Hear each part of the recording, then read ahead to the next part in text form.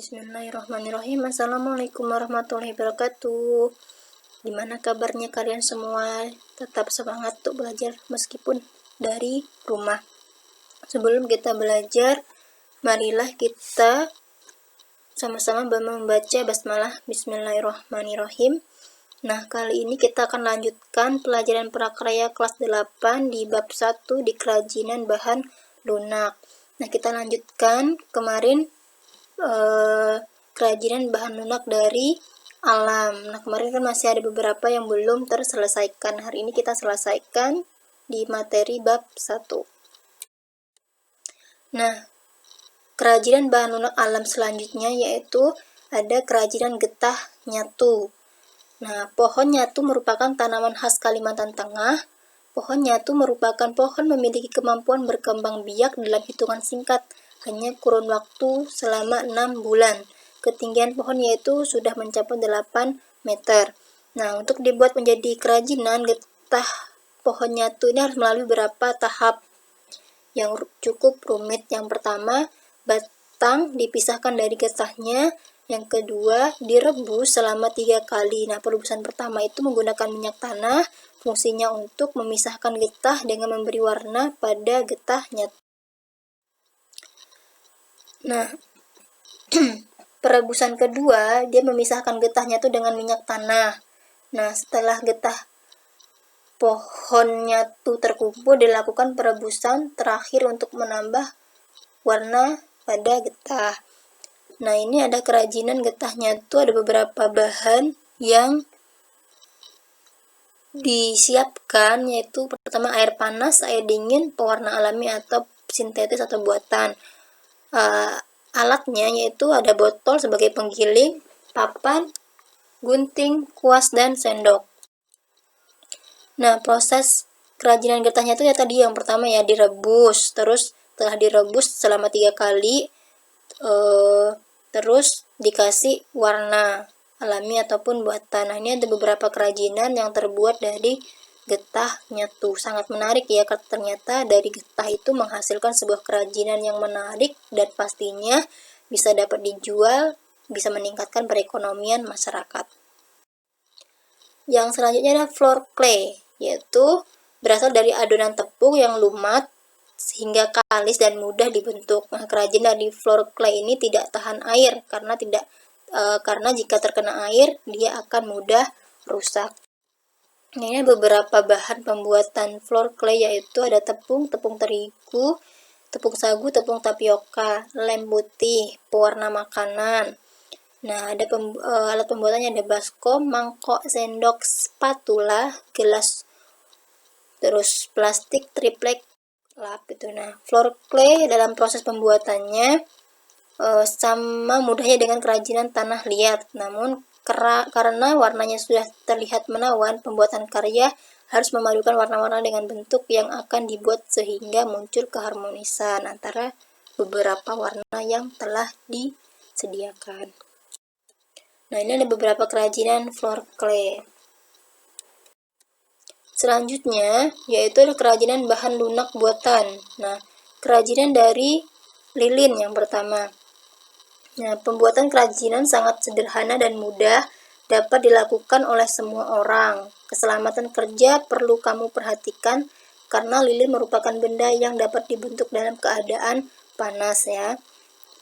Bahan-bahannya itu adalah lilin, parafin, plastisin, silikon, serta katalis untuk cetakan. Nah, alat pembuatannya itu cetakan, panik, kompor, sendok, dan nah, ini proses pembuatan yang pertama disiapkan cetakannya, lilinnya dicairkan, dituangkan ke cetakan. Nah, lilin yang telah dicetak ditunggu sampai dingin dan mengeras.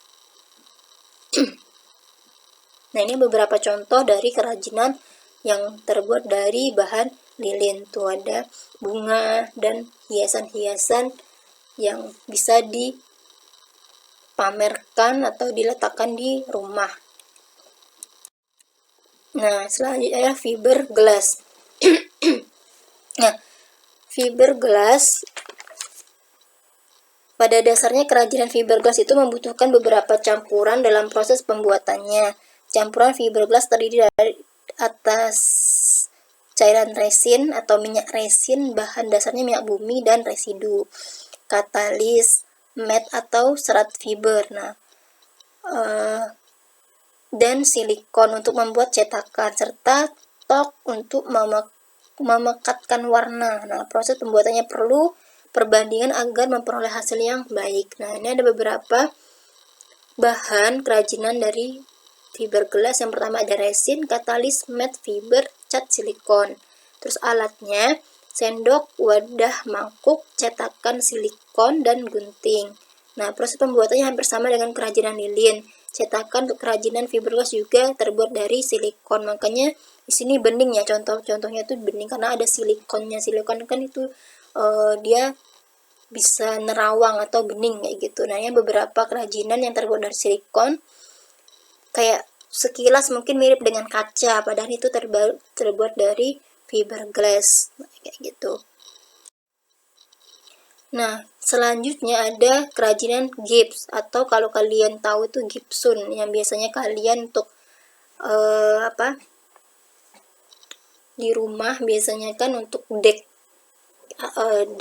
rumah atau kamar kalian biasanya berasal dari gypsum atau gips. Nah, kayak gitu. Terus kerajinan dari sabun. Nah, kerajinan dari sabun sangat unik ya. Meskipun hanya dapat digunakan sebagai hiasan, kerajinan dari sabun dapat menjadi sarana latihan mengukir sebelum mengukir pada bahan keras seperti batu dan kayu.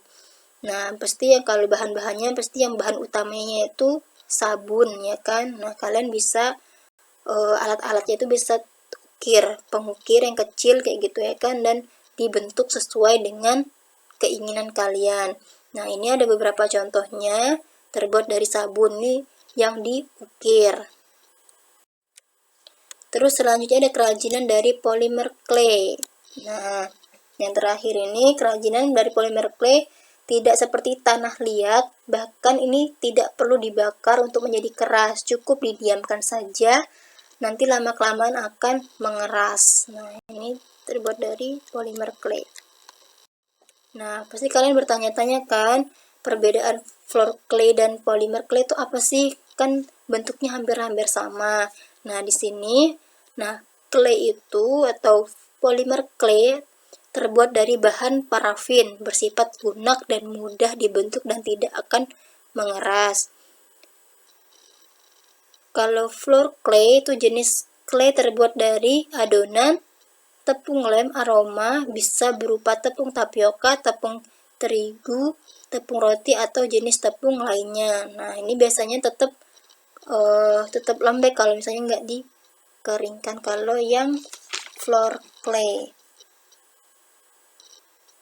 Nah, mungkin itu dari Ustazah yang bisa Ustazah sampaikan. Apabila ada kesalahan, Ustazah minta maaf.